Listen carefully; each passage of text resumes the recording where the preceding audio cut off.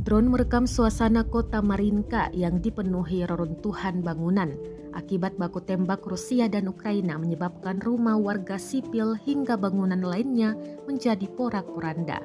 Rekamannya beredar di Telegram pada Jumat 12 Mei 2023. Dalam keterangan unggahan disebutkan panorama Marinka yang pertempurannya telah berlangsung selama lebih dari setahun. Rumah-rumah tanpa atap dan gosong juga tampak jelas.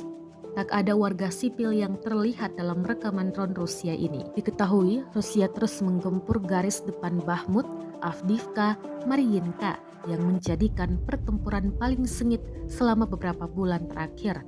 Namun Ukraina tak tinggal diam dan membalas tembakan dan mempertahankan wilayah tersebut.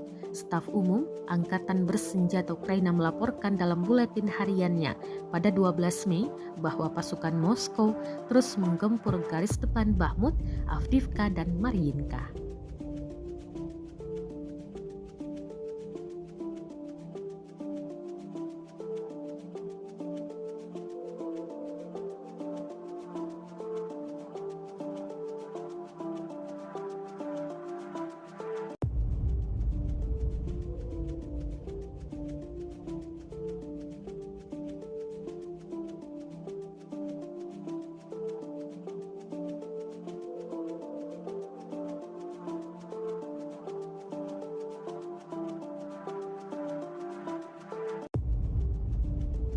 Terima kasih sudah nonton.